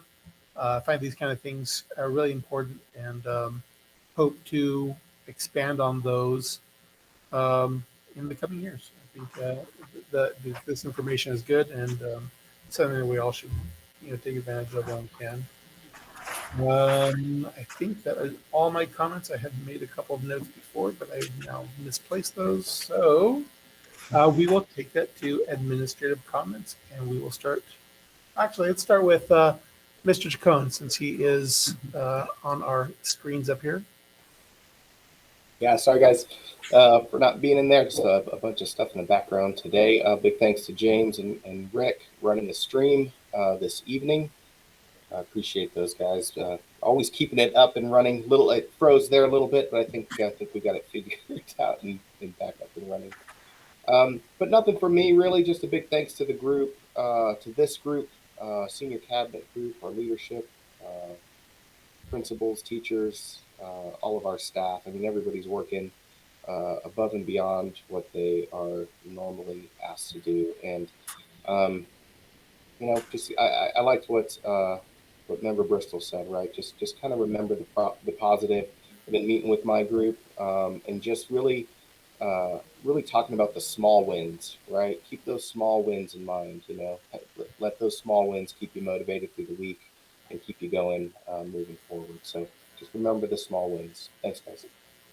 Oh, thank you very much. We will turn to Mr. Miller now. Thank you, President Hernandez. Just a few comments today. First of all, I want to give a shout out to Rick Hernandez, who's just been doing just wonderful work, he and his team, in deploying the new Chromebooks that have been coming in slowly but surely into the district. But it has been a huge task, and they're doing great. They were able to get the devices out to our Williams visit sites, which were Vista Verde and Phelan Elementary School. They made them a priority because of the county visit, to make sure that they had everything that they needed to hook up to those digital curriculums. And just really satisfied. And now he's prioritizing, he's triaging, and getting those devices out proportionately to different sites based on need. And we owe him a great debt of thanks, along with everything else they're doing to support technology, help desk tickets and whatnot. So, Rick, you and your team are really rocking. Keep fighting the good fight as far as technology goes. Going on to some good news. We talked about assembly bills with Daniel. AB 130 has been one that's I've been dreaming about, and just something that, we're a very well intended piece of legislation coming down from the Hill in regards to offering remote learning to families that chose to take advantage of it. Not a lot of local control in that legislation, so we're happy that some things are playing out right now as far as getting some relief and being able to move forward as we've always have with Snowline Academy. We've got a sound ironclad program there, and we got some great news from our auditor, Bobby Patel, in regards to the way that we, being Chad Brooks and myself, described the program to him, and the information that he has from past audits, that we are beyond reproach when it comes to delivering long-term independent study the way we have in the past, which is great, because I tell you, you just don't fix it if it's not broken. And I tell you, and I don't say that lightly, the program is stellar over there, and it's best for kids, best for families. It's certainly, we've received a lot of positive reviews, no complaints, and we're trying to render some additional assistance to the front lines over at Snowline Academy as their numbers have bolstered during this time, with a higher desire for remote learning to occur. So great job, Snowline Academy. And then going on to Mountaineer Progress page, be looking forward to Thursday's edition. We've got a great page, great artistic, creative abilities of Ashley Alvarado, who works out of our team here in Student Learning and Support Services. Did a great job laying out the page. Charlotte contributed to that content. Sean contributed to that. It looks great. And, most importantly, we got some great little blurbs from some of our new folks, classified and certificated across the district. Some of the new folks that have come in saying why they chose Snowline. So I think you'll really enjoy that page when it rolls off the presses on Thursday. And then lastly, just real special ceremony that I was able to attend over at Pinyon Mesa Middle School for 9/11 20th anniversary. Just a wonderful job as usual, taking a tragic event and making something very special out of it in regards to the remembrance and the honor paid to those that lost their lives 20 years ago. We were able to honor heroes, first responders, prior military at the ceremony as well. And once again, I bring it back down to the kids. I thought about it. I was reflecting about that, and none of those kids obviously were born at the time that took place, but it dawned on me up until the 30th, 31st of August that all of them had lived their entire lives through Operation Enduring Freedom, which is the war in Afghanistan and Iraq, for that matter. But the kids were wonderful. They were very receptive of the message, and were really able to connect with the importance and how solemn that day is. So, thank you very much. Thank you. Mr. Brio. Yeah, I think I'll start with a quote that I found. Roland Barthes was an educator who really advocated for change from within, right? The ability of a group of people. So one of the quotes I ran across was, the nature of relationships among adults within a school has a greater influence on the character and quality of that school and on student accomplishment than anything else, right? And I think probably building on the comments that so many have shared this evening, right? How do we as Snowline respond to adverse opportunities that present in our community? And I'd have to say, without a doubt, right, we're facing staff shortages, meaning we're hiring people, but at the same time, we're hiring people and losing people all at the same time. We're exchanging people, right? We're switching one job to the next, right? We have open positions in Snowline that are not being filled. And on top of that, we're compounding that with sub shortages, people who, we would love to have come work with us even on a temporary basis, who are not able to show up. But despite all of that, right, we have outstanding staff because they have the relationships and the quality of the people of who we are in Snowline, because they represent the ability to go in every single day and do their best for what's good for kids, right? And it's a challenge. Every single day, there's been times when people probably were like, oh my gosh, I can't believe we're going to go in today and this is what might occur. But then they see students like we've had today, right? Doing a hand washing, demonstration on the preschool level, right? But we see that every day in the classrooms, and we see that every day on the campus. And despite not having people always, we're able to overcome that, and we're able to build upon and the character and the quality and the standard of Snowline. And I just can't say enough about how proud I am of our entire school district and the energy they put in despite being depleted. Because I think of everybody, I think I heard Member Bristol say it last, right? We're in person. And that's an incredible opportunity in our current environment to be able to do that. And I commend each and every person who knows somebody that they said, hey, you know what? You might be good for Snowline. You might want to come and apply in Snowline. You might want to actually consider getting a job in Snowline. So I'll end by simply saying, we still have a lot of jobs. I think Dr. Holman kept saying, like, come on out. We'd love to have you, right? We kind of jokingly in HR now are saying, hey, today someone got a job, right? And I think that's an important message, right? And by tonight's personnel motions, there's a lot of people that got a job between the last meeting and this meeting. And we're hoping to fill the rest of those positions, right? Double digits on all levels, classified and certificated levels. So again, please come out, join us. But again, thank you to the entire staff of Snowline Joint Unified School District for making it happen this year. And again, I'll build one additional final comment for Mr. Flores. Thank you to the parents who do everything that they can every day to get their children ready and to steward and really look after their kids and make sure that they're ready for school, because it is really where the magic happens in the classroom. So, thank you. Thank you. Ms. Steph. I can't follow that. Yes. You usually do. That's very well put. Honestly, I love all the comments from everybody tonight. I love the reference to the NyQuil and the gas. That was very good, Member Bristol. But honestly, myself, just a huge thanks again to everybody. I cannot tell you how difficult these times are. It has been something that I have never seen before in my 29 years of working here. In all of the roles that I have worked in, it can be a struggle.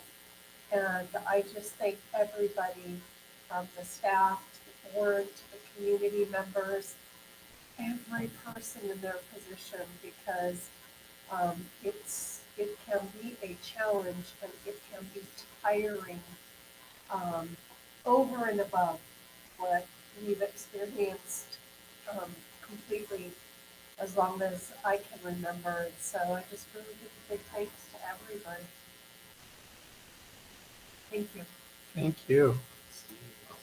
Dr. Holman. Well, thank you, President Hernandez. I'm going to start with a request of all the student board members. We just saw our youngest, right? How powerful was that? Just all the wonderful comments about that. While our oldest, our high school students, we typically have a student board member, right? And boy, I present to all of you the concept of, are we ready to bring that student board member position back in here? I feel like the readiness is there, but I certainly put it to all of you, because ultimately that individual position, and I'll speak to the dynamic and the design more importantly in a moment, is one that we've gotten great value out of. And I think we've got the capacity to make that happen, and make it happen within our board policy, but in ways that we've always endeavored to do so. And I think now's the time, and that is to have a representative from NTS as well as one from Serrano High School, and share that position so we can have the perspectives that we need. But the first order of business would be, it doesn't have to be approved, but just consensus. And I turn over to you, President Hernandez. Are all of you ready for that? Because I know we can make that happen. We're at the ready. If all of you are collectively.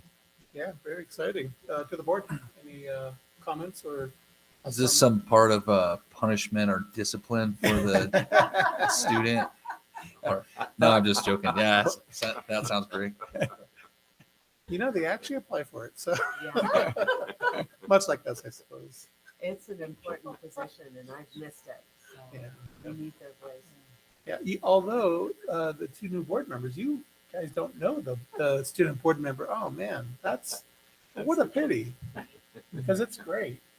I mean, when we attended the conference a couple of years ago, one of the presentations really advocated that the board or the student board member was more than just a seat at the table, but more of an advocacy throughout the district. Like they really pushed for student input, for the students to actually rise up and want a change. And they were rather pleased because they came with actionable items from the student body to present to the school board.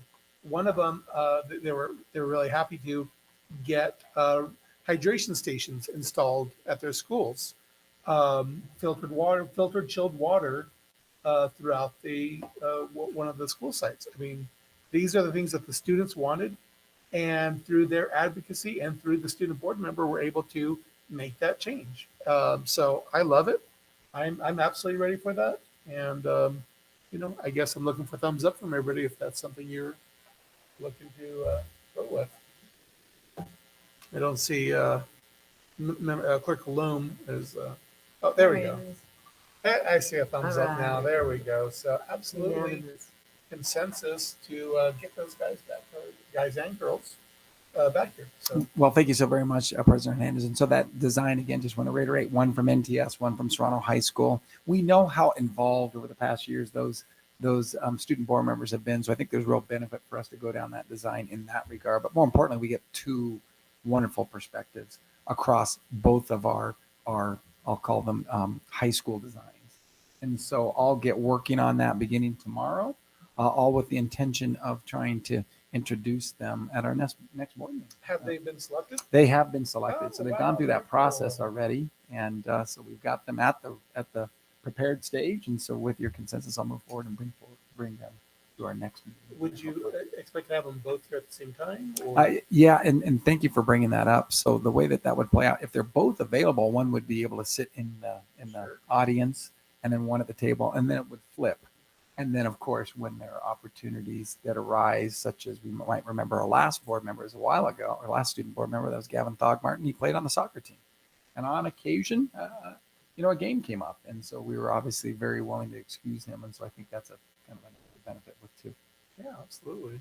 That sounds great. Yeah, so thanks so very much. I'll do that coming to our next board meeting and update you and introduce, and we'll move forward with that cause. And then it's been said multiple times. I can't agree anymore with all that has been said around what's most important here in the Snowline Joint Unified School District, and that's ensuring endless possibilities for all students through the high levels of learning. It doesn't happen unless all that you have alluded to occurs. I guess I would summarize in maybe a couple ways. One is you need a job here.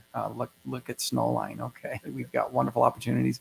We're looking for you wonderful individuals. That's the first thing that I've said probably 4 or 5 times, but it's been said better than me. But it is not a joke. We want wonderful individuals to, here's my segue, to engage in probably one of the greatest professions on earth, right? And that's this capacity to give to our most treasured possessions here in this district, right? Our most treasured individuals, and that's our children, right? And those students who come to our schools, and we're able to provide for them in a multitude of ways. It's already been said, and I guess it happens only because of the staff members here. And I just want to give a couple examples. Yesterday we had all our leaders, and I want to give out a plea to everyone. We think about these groups that I'll talk about. When we talk about our leaders of our departments and school sites, boy, that is a challenging job. We're talking about social emotional learning. Of course, they're all committed to it. They didn't have to hear from me. because they are committed to social emotional learning, the academic learning, and the well-being of all of our kids. But if you see them, I just want you to reach out to them and thank them, because that's a job at the department and site-based level that has requirements that none of us ever have to go through, and they're doing it oh so very well. So thank you to you leaders who are meeting the call each and every day in service of student success, as has been articulated very, very well. So I want to thank them. And then being on the school sites, I want to give proof of all the great work of our teachers, our classified staff, our administrators, and other certificated staff members I haven't mentioned.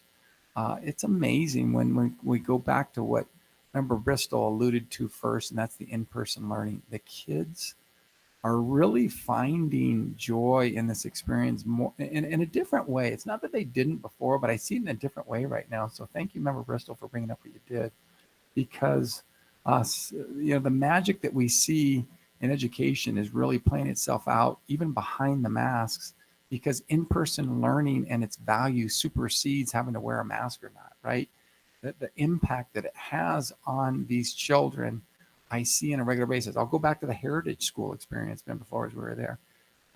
I was just amazed at how engaged those kids were, despite the fact that they were not born, right? To experience the 9/11 tragedy there.